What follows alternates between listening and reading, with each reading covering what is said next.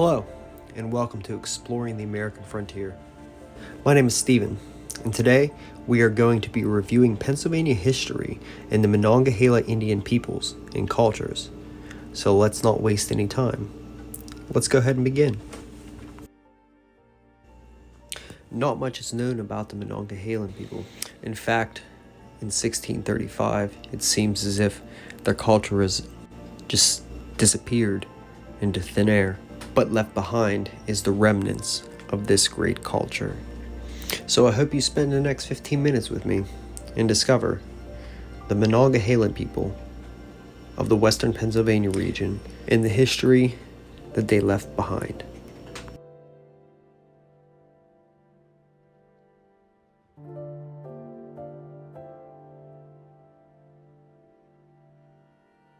The Monongahela River runs from Pittsburgh, Pennsylvania, down past Morgantown, West Virginia. It was a lifebed of many cultural civilizations that expanded across the region.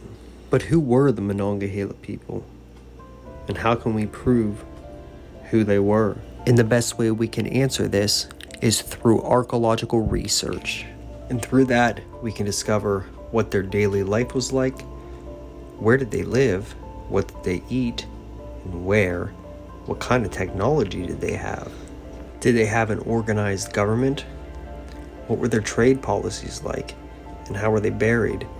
What were the usual customs of these people? The weapons, and everyday circumstances. Come to know it, they were probably just like us. But what happened to the Monongahela? All of this is going to be discovered right here. So come, let's join the exploration of the mystery of the Monongahela Indians.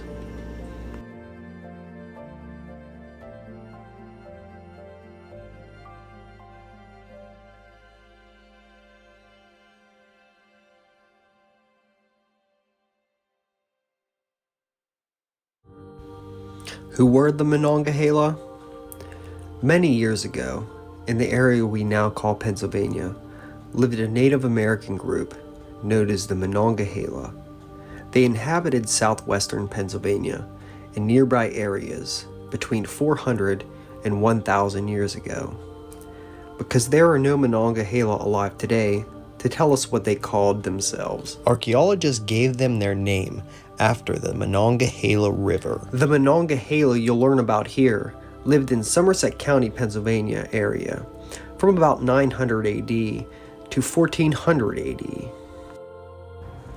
Native Americans lived in Somerset County area for at least 12,000 years. For much of this time, they were nomadic hunter-gatherers, living in temporary or semi-permanent camps. Approximately 2,000 years ago, some Native American groups began to domesticate plants and eventually settled more permanently.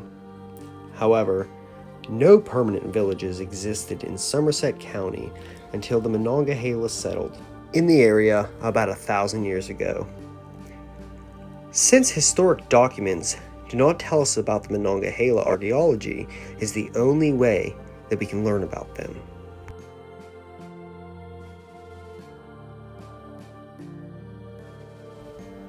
What is archaeology?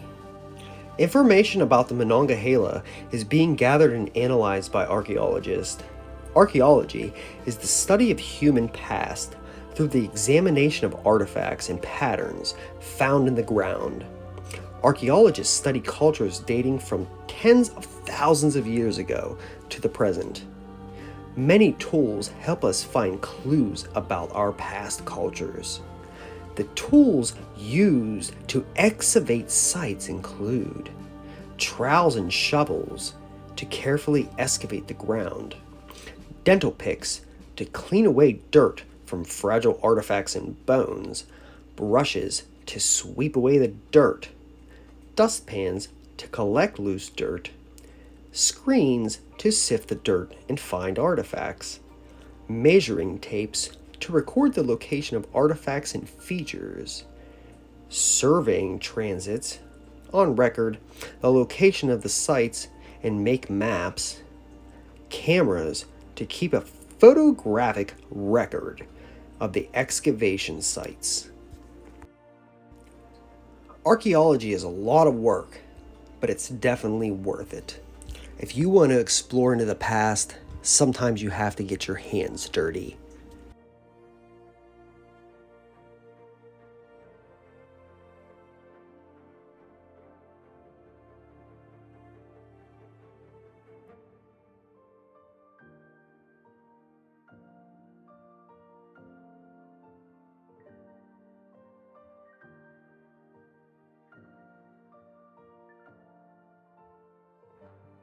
Many archaeological sites are excavated because they will be destroyed by new developments such as roads, shopping malls, and houses. Federal and state laws help protect archaeological resources from being lost. For example, before a highway is built, archaeologists survey to see if any sites are present. If important sites will be destroyed, archaeologists excavate them to recover information about the sites. As a result, many archaeologists today work with federal and state agencies to ensure that sites are protected. Archaeologists excavate sites where the Monongahela lived, looking for features and artifacts left behind by the Monongahela. By studying these features and artifacts, archaeologists learn to answer questions about Monongahela life, such as, what types of houses did they build? What did they eat? What kinds of clothes did they wear? How did they make tools to survive? How did they dispose of their trash? How did they treat their dead? What kind of government did they have? What other Native American groups did they communicate with?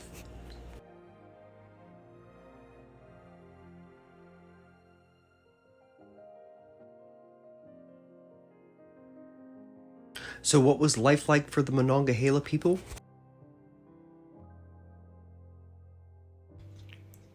Daily life for the Monongahela was tied to the seasons, much like it is for today's farmers. Most of the effort in the spring through the early autumn would have been on growing crops such as corn.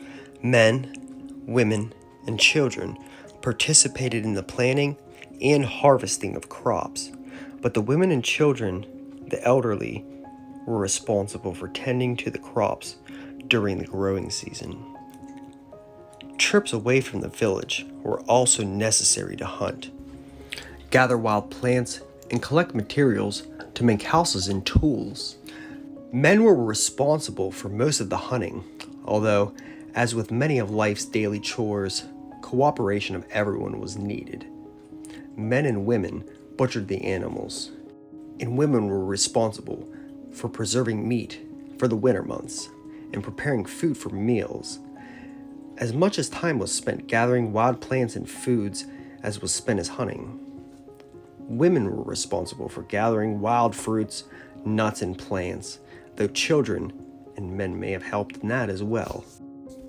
The Monongahela, like today, had to provide for such basic needs as shelter, clothing, and food. Daily life within the village included an upkeep of the homes, preparation of meals, making tools, mending the clothes and broken tools, and spending time telling stories and playing games. They manufactured tools from stone, bone, clay, and wood. Monongahela household items included grass mats for sitting and drying food, animal skids for bedding, bark containers, baskets for a variety of tasks, clay cooking and food storage pots, mortars and pestles, dried food, fishing gear, woodworking tools, weapons, hide working tools, sewing kits, clothing and ornaments, toys and games, smoking pipes and tobacco. They also had plenty of hunting, fishing, and survival gear, eating utensils, bowls, ladles, stirring paddles, and all the farming tools. So where did the Monongahela live?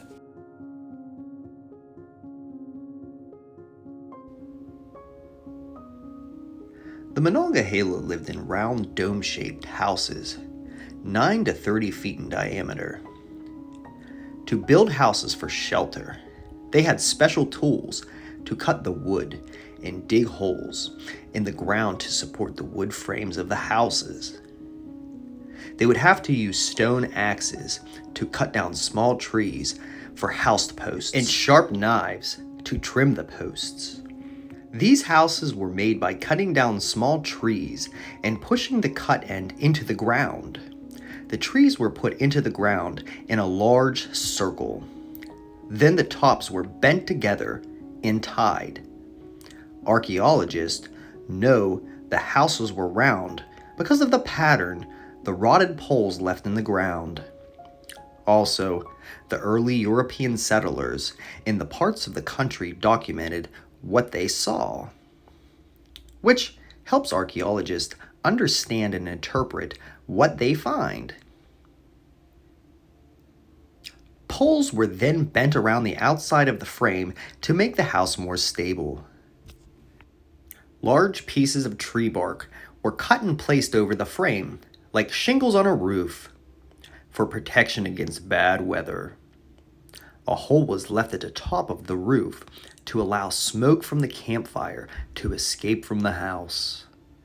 During the summer, cattail or rush mats covered the houses and kept the rain from dribbling inside, but allowed air to circulate. There was not a lot of furniture inside of the houses. A cooking or heating hearth was located in the floor in the center of the house. The walls were lined with sleeping benches constructed from sticks and lined with animal skins, or mats made from plants, such as grasses or rushes. Archaeologists know the houses were round because of the pattern in the ground called post molds. Post molds are the remains of a rotted or removed post. Houses were arranged in large circles to form a village. The center part of the village, called a central plaza by archaeologists, was left open for group or ceremonial activities. A large fence, called a stockade, surrounded some villages to help protect against raids from unfriendly groups. The Monongahela often threw away their trash in the area between the ring of houses and the stockade. This trash area is known as a midden and contained many artifacts such as animal bones, pottery, stone tool fragments, debitage, and plant remains. Food had to be preserved and stored to last through the harsh winter months when no plants were available and when animals were hard to find. The Monongahela had storage rooms attached to their houses, similar to a kitchen pantry, where they stored dried and preserved foods. Sometimes these storage rooms were also used for cooking. Look at the pictures of the house and try to build a model of a Monongahela house. Perhaps use a square of styrofoam as a base, or brown for dirt. Collect twigs or sticks from your yard to use as a frame. Push the sticks into the styrofoam to anchor your house. Use string or thread to tie the frame together. Use bark or cut squares of cloth or brown paper grocery bags to cover your house. The Monongahela had to hunt, gather, and grow their own food. Archaeologists look for the remains of food when they excavate. Often, dirt samples are collected to take back to the laboratory for processing, because the food remains can be quite small and only seen under a microscope. The animal remains from Monongahela sites show that people ate wild animals such as deer, bear, rabbit, raccoon, opossum, fox, turkey, fish, and turtle. Wild plant remains from Monongahela sites indicate that they also gathered and ate wild plants such as raspberries, blueberry, chenopodium, plums, strawberries, and nuts such as acorns, butternuts, hickory, and walnut.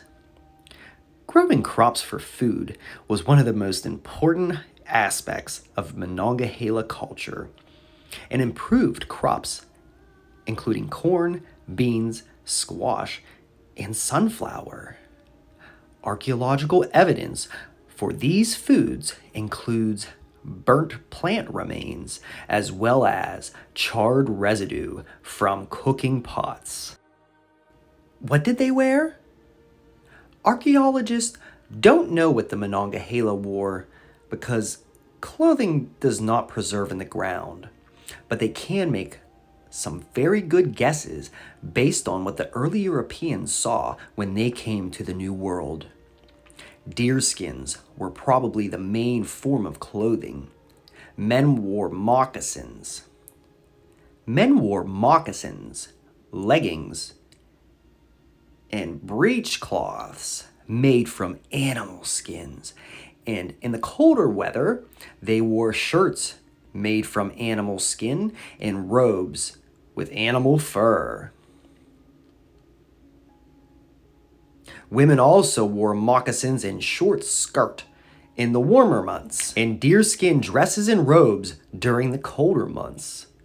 Children probably wore little clothing until they grew older, and then wore clothing like their parents. Clothing for special occasions was decorated with beads made from animal bone, shells, feathers, animal fur, and paint. To make their clothing, the Monongahela made sewing awls and needles from animal bones. Awls were commonly made from the leg bone of a deer. Awls and drills were also made from stone. Other tools used for preparing animal hides for clothing included stone and bone scrapers. So what kind of technology did they have? Well, the Monongahela, like Native Americans thousands of years before, made stone projectile points to hunt wild game. They also had other stone tools, such as knives to cut up meat and hides. The process of making a stone tool is called flint knapping. First, they would select a good rock that would chip nicely. To chip the stone, they would use other rocks called hammerstones, creating large flakes that could be fashioned into tools. Sometimes they would also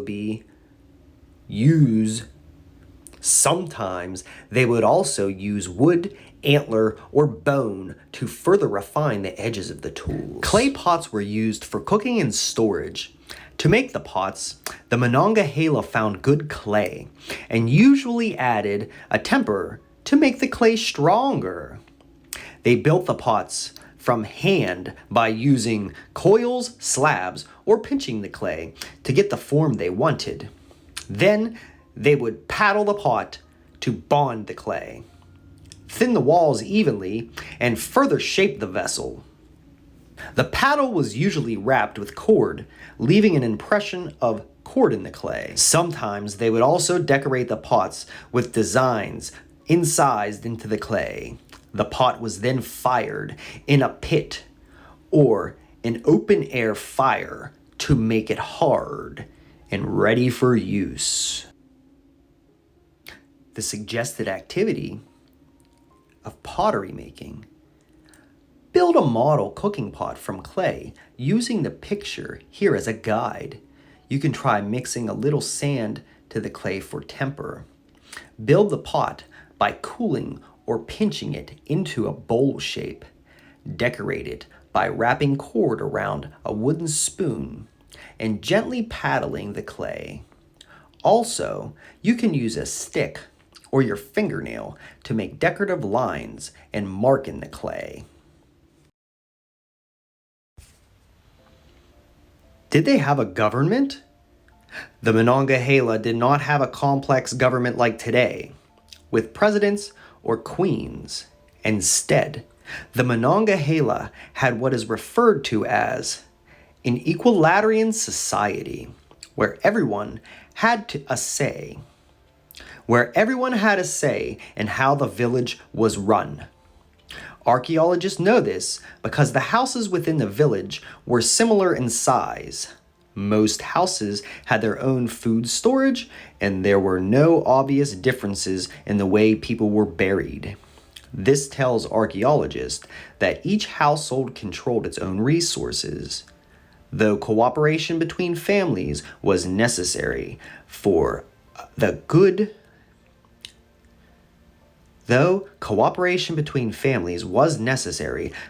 of the village.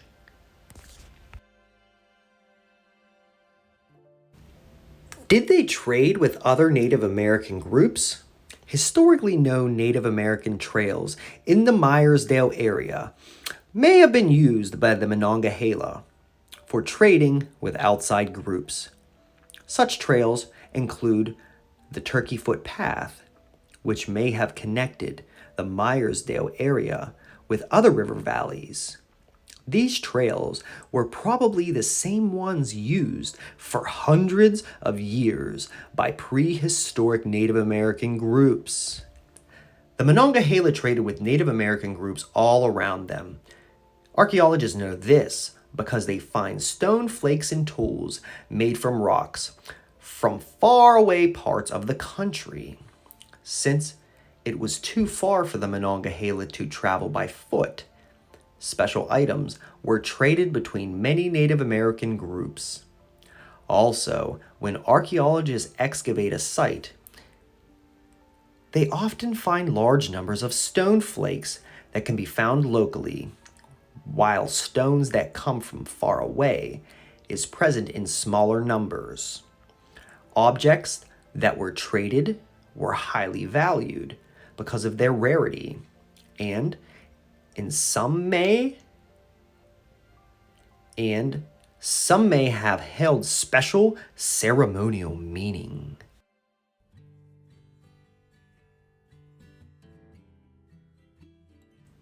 What were their burial customs then? When people died, they were usually buried within the village area, and children were often buried under the houses. Perhaps the Monongahela believed that by burying the dead nearby, the spirits would protect them. The graves were usually oriented east, facing the rising sun. Generally, the graves were clustered in one area within the village, often in the southeastern portion of the village. Sometimes people were buried with personal items that meant something to them in their life, or things that indicated their status in the village. Items found in Monongahela burials include stone tools, bone and shell beads, ceremonial pots, and pipes. Try this suggested activity of making a necklace. The Monongahela made necklaces from animal bones or shell. Make your own necklace out of shell clay or store-bought beads. Try to pick natural colors that would look like animal bone or shell. You can also add feathers to your necklace to decorate it. Try to find a natural fiber to string your beads.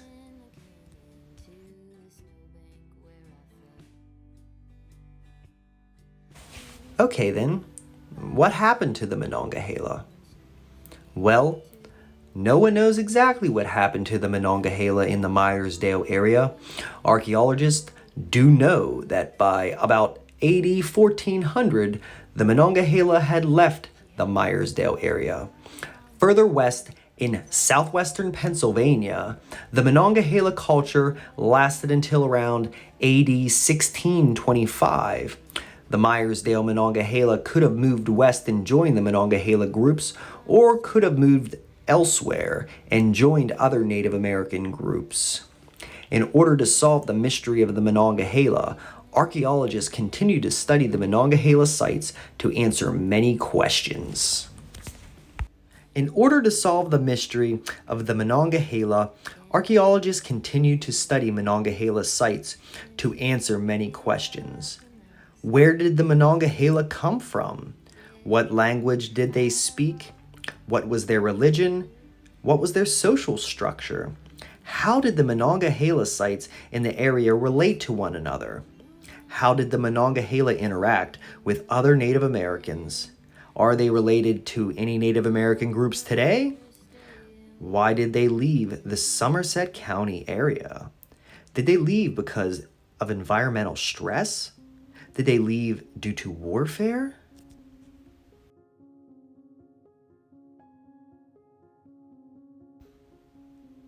And the biggest mystery of all is, where did they go? With such an advanced civilization leaving its mark on our local region of Western Pennsylvania, it is hard to come to the realization that no matter how hard we dig, the Monongahela people may always remain a mystery. But you know what I say? That mystery needs to be solved. So join me as I take on this series of uncovering the Monongahelan people and discussing the topics and questions we covered here today in this introduction. Thank you guys very much, and I look forward to going on the exploration into the mystery of the Monongahela civilization. Join us next time. Thanks, guys.